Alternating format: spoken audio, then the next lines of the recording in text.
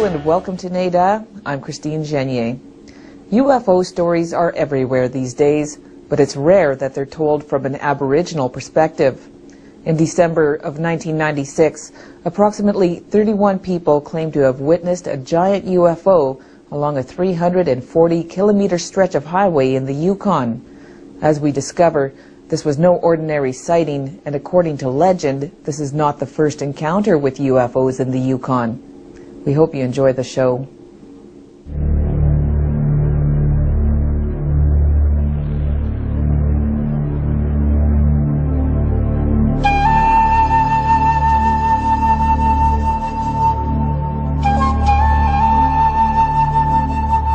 Until recent times, the histories of Canada's Aboriginal peoples, especially in Yukon, was not recorded in written form.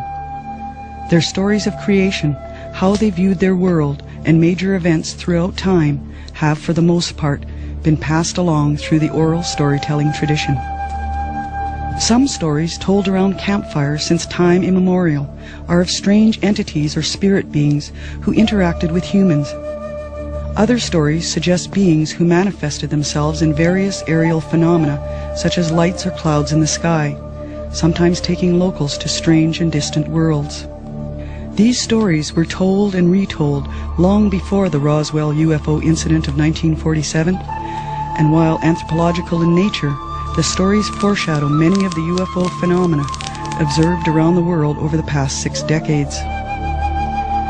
Now, the Yukon, famous for its wilderness, wildlife, and beauty, and its rich First Nation and Gold Rush history, has entered the vast database of UFO research with a story of its own. It's a unique account not only because of the scale and location of the sightings, but because it appears to put into perspective many of the stories told for hundreds, perhaps thousands of years around crackling fires, of strange beings and lights in the nighttime sky.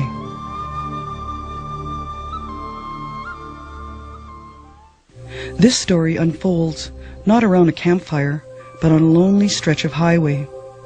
This is the North Klondike Highway. It is a 541-kilometer stretch that begins in Whitehorse, the capital city of the Yukon Territory, and runs through several communities and gas stops before ending in Dawson City, the hub of the Klondike Gold Rush of 1898. At certain times of the year, travel along this highway can be a long, lonely experience, especially at night. On a cold winter evening in 1996, over 30 people witnessed an event that would leave them wondering what they saw and questioning their own reality. Travelers on this highway spot something out over a lake that makes them skid to a stop.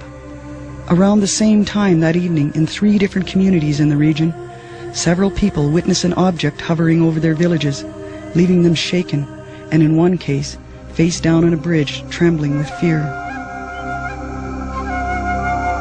This strange event was investigated and recorded by Martin Jacek, founding member of the Yukon UFO Research Society. At Fox Lake, the first sighting was around quarter to 8 in the evening. Then at the main sighting there occurred around 8:30. In Carmax, it was 7 o'clock. Some indications there might have been a 10 o'clock sighting as well. The village of Pelly Crossing, it was 9 o'clock, and in the village of Mayo, it was around 10 o'clock. For Danny Skookum, the evening starts out like any other. Traveling from Whitehorse to Carmax, he notices that although it's cold outside, it's a clear and cloudless night. At around 8 p.m., he approaches the southern tip of Fox Lake. He sees something out of the corner of his eye. To the northwest of his position is a white light. Not thinking too much about it, he continues on. To him, it looks like a vehicle is shining its headlights on a curve of road. But he knows there's no road. Not out over the lake where he sees the light. Keeping an eye on the light, Danny passes 2 vehicles heading in the opposite direction. The lights from these vehicles interfere with his vision for a moment, but when his eyes adjust, 3 rows of lights slowly disappear behind a hill. To his astonishment, the lights appear to be part of a larger object. He continues on his way, thinking what he'd just witnessed looked like something out of a Star Trek movie. But this is not a movie.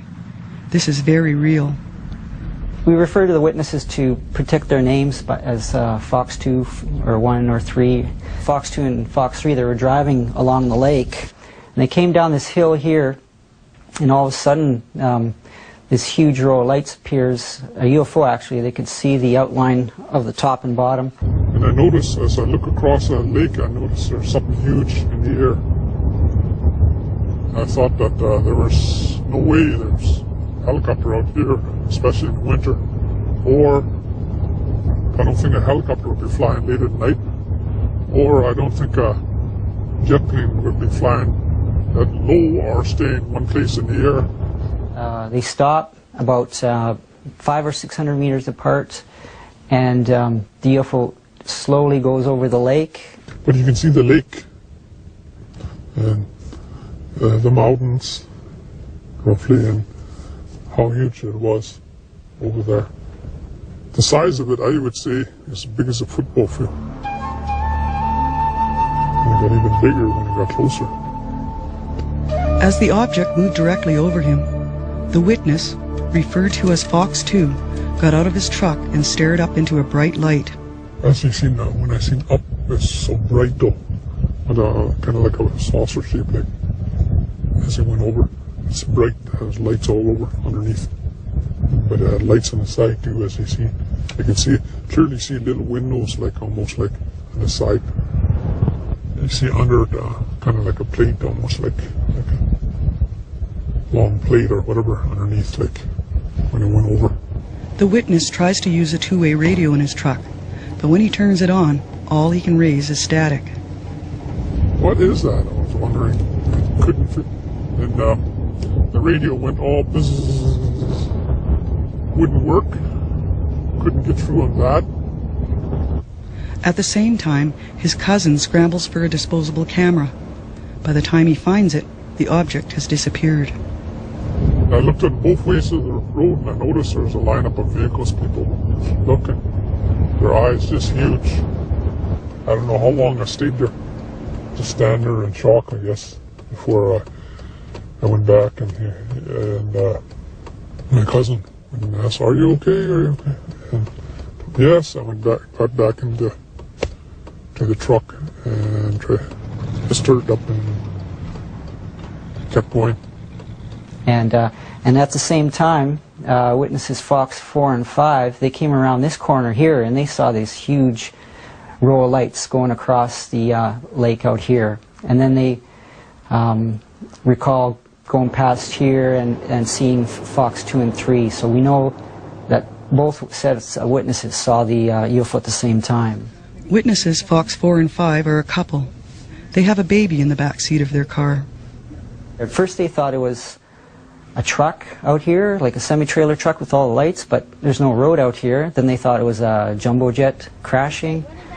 Then no, it wasn't that. Then when they realized it was UFO, they got scared. The wife wanted to go back, stop, you know, and then, but there was a truck ahead of them, so they decided to continue on, and they lost sight of it as they went into the tree area here. I heard stories a long time ago from other people. They see things following their vehicles. Around Fox Lake area too, I heard before. And not too long ago, even up the Asiac Road. But I don't know what to say, what it was. I don't know if it's human to have that technology for something that huge. I mean, look how much noise a helicopter makes just to get off the ground and to hover. And it makes a lot of noise. This thing is big as a football field and not make a sound, just come over like that. Close to the same time, a woman referred to as Witness Fox 6 is driving alone along the same stretch when a strange light illuminates her dashboard. She looks up, and to her amazement, a group of multicolored lights are hovering over her vehicle. The lights in her vehicle dim. The music she's listening to garbles. She watches until each of the lights seem to go out. She drives on, confused, not sure what she's just witnessed.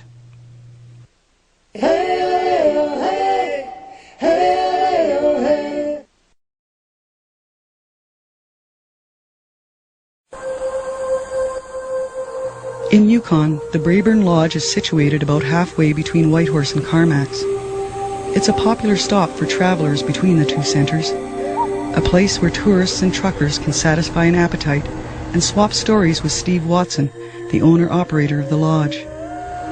He's heard a lot of stories during his time there, but on the evening of December 11th, 1996, he heard of an event that seemed so incredible it would leave him scanning the evening skies around his property for months afterwards. I was sitting at the table. It was getting later at night, and there's usually people coming back from Whitehorse, and this fella came in, Danny Skookum from Carmacks. And Danny's a good friend of mine, and he's quite excited, and he starts telling me about this object he saw at Little Fox Lake, and he's describing it to me in quite a bit of detail. As I pulled into Braeburn, there was a lot of people there, and everybody was scattered around. They were all excited, and everybody was talking about it. A little while later, another car come in, and this other fella, he was quite excited too. They were really excited, and they come in. I think he had some people with him, and he sat down. We all started talking about it, and he starts drawing the exact same thing that Danny had just told me. He drew it, and while he was doing this, a bunch of other people came in from Pelly, and they described the same thing that was being drawn. And it was kind of weird, you know, like they were pretty excited about it, because they all realized that they all saw the same thing. We can calculate the actual size of the UFO. They did say it was huge. So here's Fox 5's location. You project that angle out to here where Fox 2 and Fox 3 were. Here's a few estimates of the size of the UFO, and based on those drawings, you can see the scale here. It was in the order of 1 or 2 kilometers, maybe just under a kilometer for the smallest estimate here. Pelly Crossing has a total population of less than 300 people, 80% of whom are First Nation. It's 282 kilometers northwest of Whitehorse on the banks of the Pelly River. Most of the work is in government, providing services such as education and health. The main employer is the Selkirk First Nation. A small part of the economy is hunting, fishing, and trapping, and it was trapping that had Don Trudeau out on the land on December 11th, 1996. And when I come into that clearing, I noticed out of the corner of my eye a strange light, and I turned and looked at it. It was a green beam, and I thought, oh, a 747 is coming down. And then I looked at it, and it was moving very, very slow.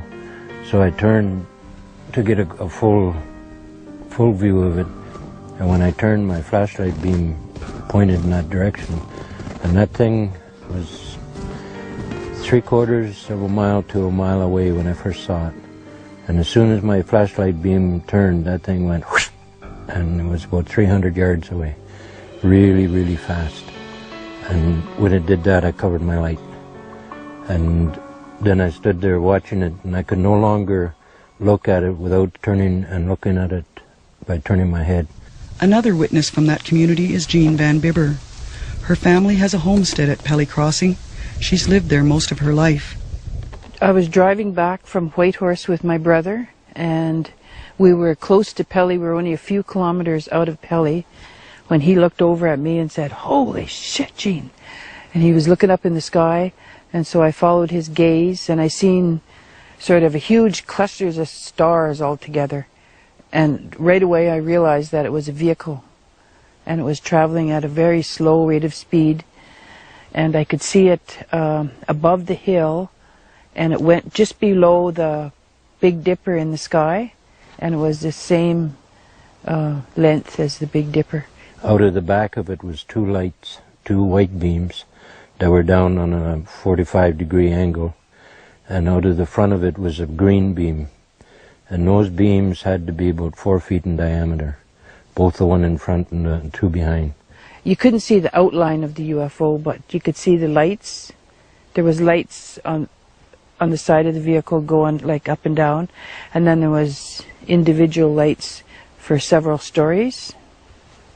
I couldn't see the shape of the hull. It was dark of the moon. There was no moon. But I could see that a great portion of the sky was blacked out, the stars. I couldn't see the stars. And I watched that for probably 4 to 5 minutes. And very, very slowly it kept going to where it was coming behind me, and it was starting to disappear behind the treetops. So I run across that little clearing, probably about 4 or 5 steps I was across. I turned around and looked, and it was gone. It looked like something that huge shouldn't be moving in a straight line at that speed. To my mind, everything was kind of, I was really surprised to see it. I was excited, scared, and all these emotions sort of surfaced at the same time.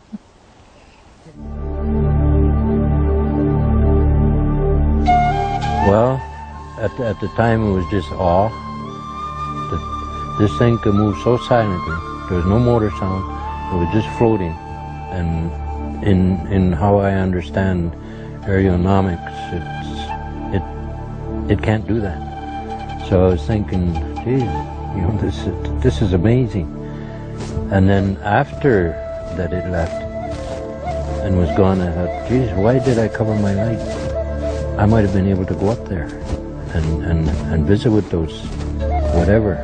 We saw it for, I'd say a few minutes anyway. And then the lights on it went blink, blink, blink in different sections of the spaceship, and then it disappeared. You couldn't see it at all, and you couldn't hear anything. And then after this happened, I got home probably around 10 o'clock, and they were watching a video. And believe it or not, that video was Independence Day. And they were just watching the scene where the alien ship opened up and shot the blast down. And I come in, you know, all excited. You'll never guess what I saw.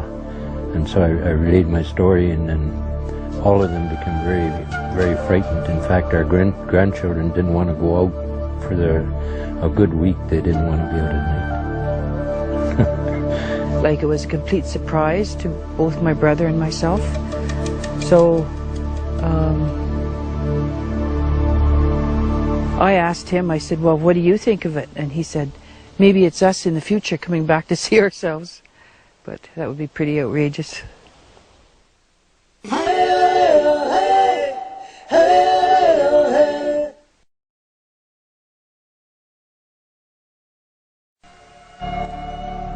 Yet another witness in Pelly Crossing, a teenage boy, also has a close encounter. He was crossing the bridge and he saw this row of lights coming. He got so scared he laid down on the bridge, and then he at one point he looked up and the object was right above him. He came home and he told his grandma about it, and I talked to his grandma, and she said he was really frightened about it. He was, I think, maybe 16 years old or something like that. Before the object moved out of the skies over Pelly Crossing, it would be seen by at least 4 other people. About a kilometer outside the village of Carmacks, 4 men are out for a drive. They notice a group of lights to the northwest of them. They stop for a better look. While the men stare at the lights, a family of 5 are sitting in their living room in Carmacks watching television, when through a window they notice a row of lights moving in the distance. The father thinks it may be a jumbo jet, but hears no sound. The children think it's Santa Claus. Then the lights go out one by one. Further north, in Mayo, another 8 people would report seeing strange lights over their village. No one is sure if there was one craft or several. No, who knows if it's man-made or something from outer space, but they definitely saw what they saw. And this area is known that people see different stuff, though, so that's unexplainable. You know, who knows? Maybe it was a mass hallucination, but I doubt it. And it was definitely a manufactured thing that they saw. Somebody made it, or something made it, or whoever. They're describing things that are not conventional, that move very quickly and hover and are silent, and there's just no other explanation than something out of this world. The term unidentified flying object was coined around 1950. By 1953, it was shortened to UFO. In the years since, the stories concerning UFOs have been rife with speculation. Some witnesses truly believe the objects to be of alien origin, piloted by strange-looking beings. Skeptics believe these objects to be aeronautical technology being tested by governments. Still others believe the objects to be atmospheric test equipment such as weather balloons. UFO investigator Martin Jacek considered several possibilities for the sightings in December of 1996 in Yukon, including blimps. We tried several explanations. Was there a blimp in the area? And I contacted a blimp company out in Toronto, and they said, no, blimps do not fly in the winter. It's very dangerous because just a bit of a snowfall on the blimp itself can bring it down, so it wasn't a blimp. So what else is that big and flies around? There are also people who would say the whole thing is a hoax. But for the people in the villages along the North Klondike Highway and those stopped along Fox Lake on the evening that the giant craft was spotted, this was no hoax. Keep watching the sky. You may see what I saw. And if you see it, believe it. If you don't see it, don't scoff at those who do. Too many are telling the story for it to be a hoax. Too many have seen. Yeah. They're out there. I believe there's something out there now that I've seen it myself with my own eyes. We know something's there somewhere. You know, it's not like we can't deny it because we don't know. Well, there are unanswered questions. We're taught not to believe in UFOs. We're taught not to believe in all sorts of things. And humans do as they're told. Despite the unanswered questions and the uncertainty, a large percentage of society believe there is life on other planets. They also believe that there are intergalactic visitors who come to Earth to interact with humans. Michael Bryan is one. He believes in UFOs, and in order to stimulate dialogue about the subject and other tough issues, he writes an article called Beyond the Box. It appears in a local newspaper. It's common sense to me that we are not alone in this universe, that there are there's life on other planets, in other galaxies, and so forth.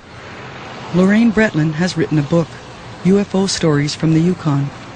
She runs an ad in the personal section of a local paper that has a telephone number to call if someone wants to report a UFO sighting or other strange phenomena. Well, in the beginning I had asked for UFO stories, and the first year I wrote, it was 101 stories, and not one of them was the same. I think at the moment we tend to be looked upon as adolescent children, and that we're being very closely observed by different star people. We can't say there isn't anybody out there or any other than we would be kind of silly to say that. You know, tell you the truth, I think we'd be pretty naive. If I see something on a busy highway like this, and a lot of other people seen it, it's got to be other people seen stuff here in the territory. Not only in the territory, but around the world, perhaps. Ultimately, there are enough people in Yukon who believe in UFOs that the Yukon UFO Research Society was established in 2001 to investigate and record the local sightings. I lived in the Yukon for about 8 years, and when I was up there, I investigated UFO sightings, and it was really good. I got to meet a lot of people and really interesting cases. We used to go out in the field and take measurements of where people saw things, and compiled reports and put them on a website and published some of them. The Research Society has recorded at least 293 sightings going back to the 60s, with at least one sighting from the 30s. Less than half of the sightings were made public by the witnesses. These records indicate that there may also be UFO hotspots in the territory. Well, I think the one that a lot of people are familiar with is Fox Lake. A high hot spot, from what I understand, is Labarge, Lake Labarge, and also Viceroy, the gold mine on the Dempster Highway. Elder Irene Adamson is a Southern Shoshone of Tlingit descent. She's lived and hunted in the Fox Lake, Lake Labarge area most of her life. If strange celestial objects were spotted in the area in the past, she would have heard about it. Indeed, the story she recounts here is of a strange event that occurred in that area during the 1800s. My grandmother, that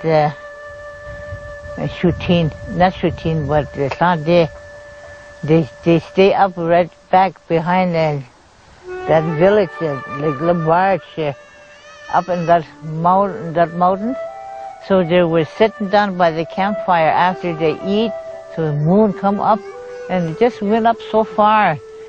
And then here, all of a sudden it's just like it started drip just like water, and they see that moon was dripping, and so it went down so far, and it stopped there, and another moon was formed there, another moon, and it happened 3 times.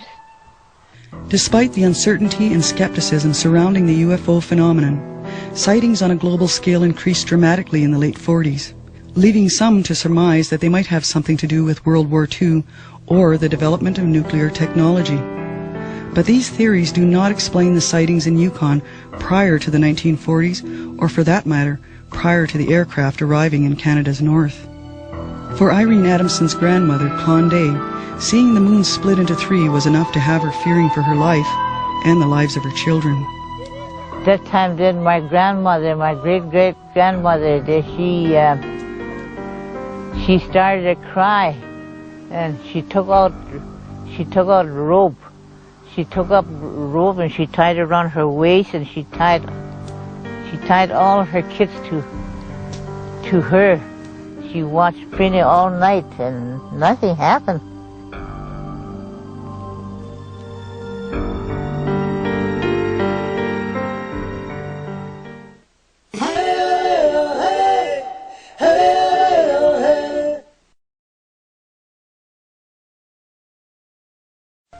In the past 10 years, the 2 major newspapers in the territory have published numerous stories of strange lights in Yukon skies. The sightings have been so frequent that it was decided that it was time to have a conference.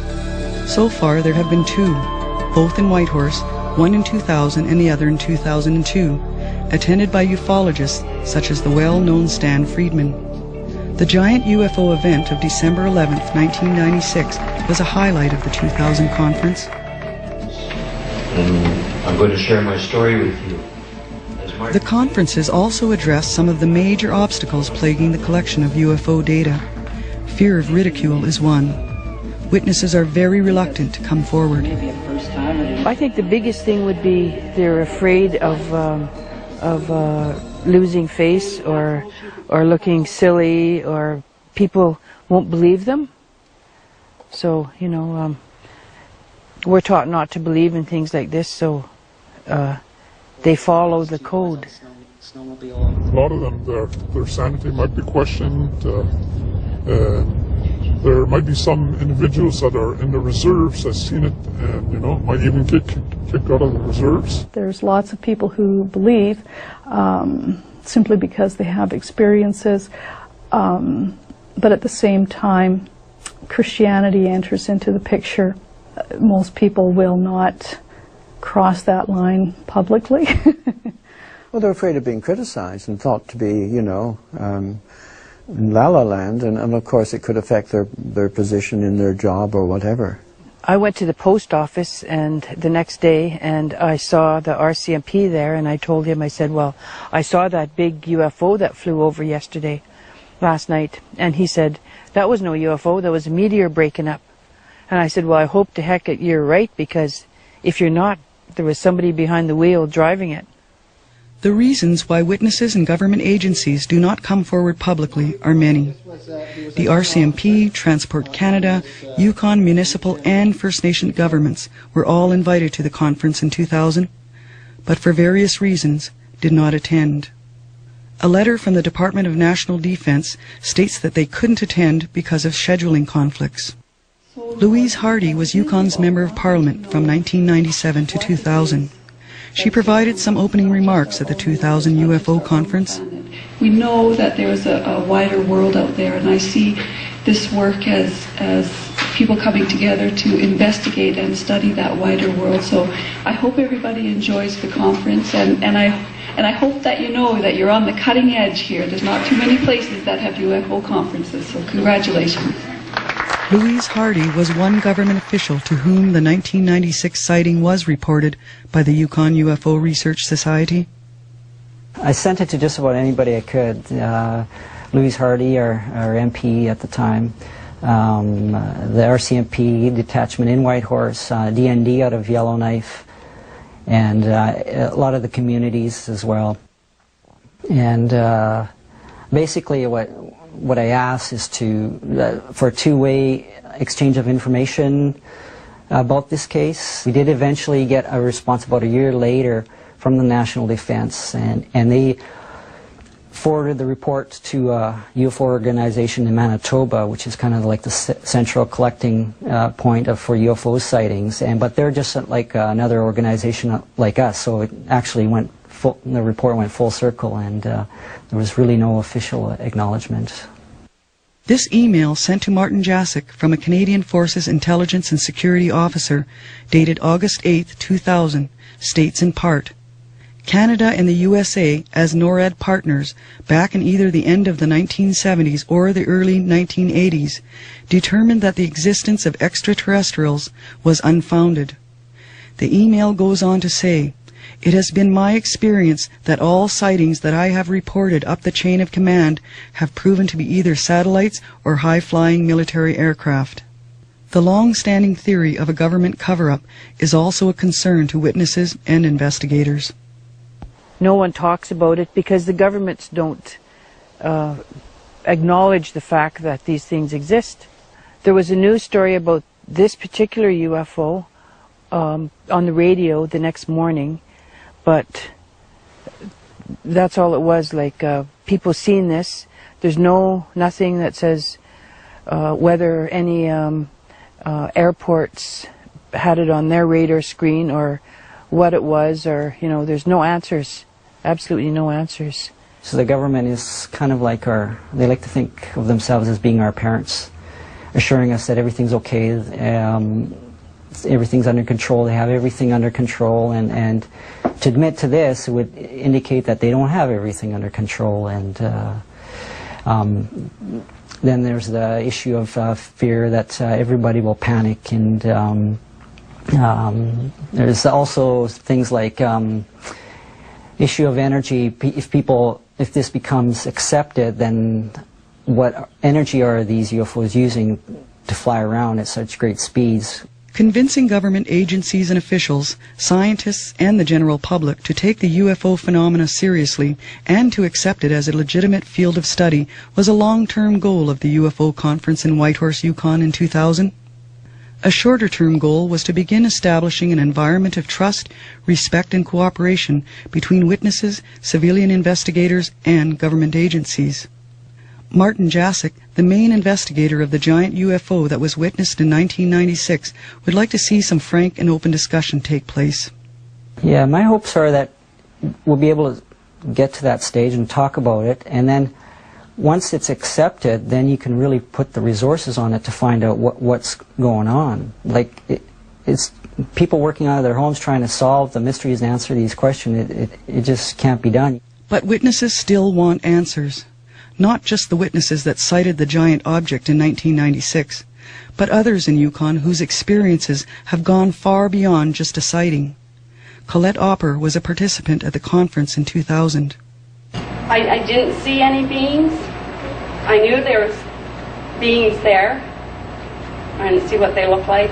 It was a very odd feeling, because what I saw in front of me was something that went straight out in front, and I can look up, but that's it. To me it looked metal, but the only thing that didn't make any sense to me, how could that be happening on the side of my head? I really find that the UFO sightings follow along family lines, and certain people can see them have sightings more often, and I'm not sure what it is. First Nations in particular stand out. From what I understand, if you have one incident, you have many incidents, and if sometimes that just follows along in your family. Do certain cultures seem more open to such phenomenon as Martin Jacek and Lorraine Bretland believe? And are Aboriginal people more susceptible to such events? Or could the UFO phenomena already be incorporated into Aboriginal oral histories? Another event that needed to be recorded.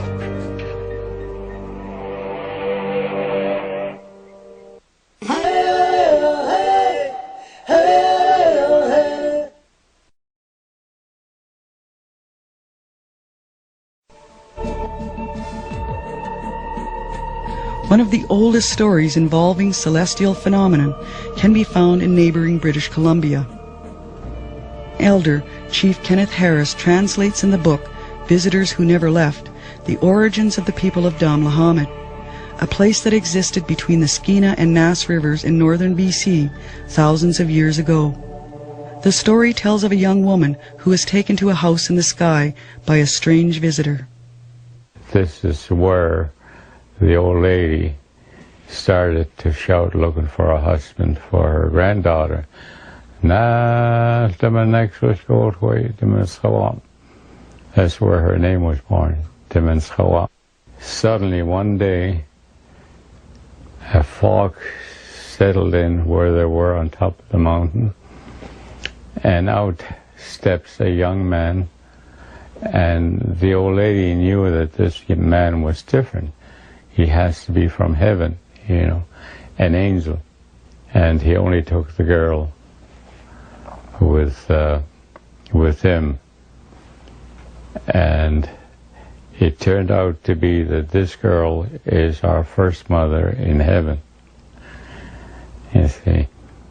And the person that came to pick her up was an angel also. And so this is the beginning of our creation in heaven. Tzimlaha. In heaven, the girl is taken to what is described as a house. In the corner of the house is something that resembles dripping water. A baby placed under the drips could grow into adulthood in an incredibly short period of time. And had little drips of water from the corner of the house.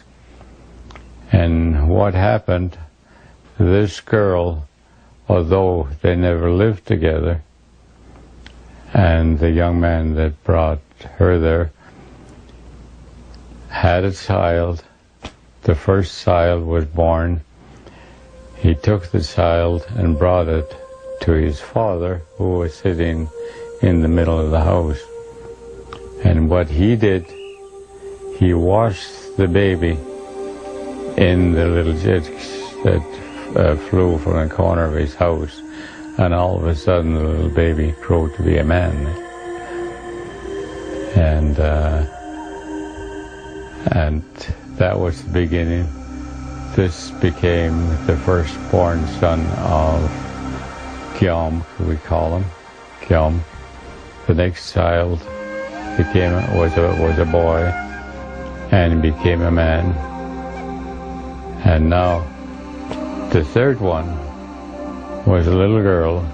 And so that the three children are growing up. They didn't grow up, he stretched them into adulthood. And he put them in a canoe and put them on Earth. And the canoe landed at a place that we call Damlahamet. That's how Damlahamet began, because of these three children that came from Kilowley. The story this respected elder tells records the history and lineage of the First Nations people from that area.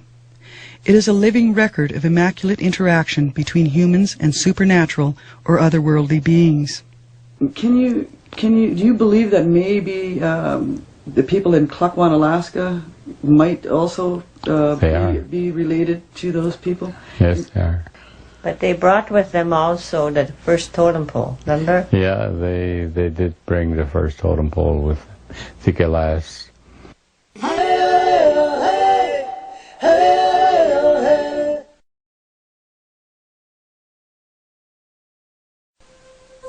According to Aboriginal oral history, the children who brought the first totem pole to Earth were created in a room in the sky thousands of years ago.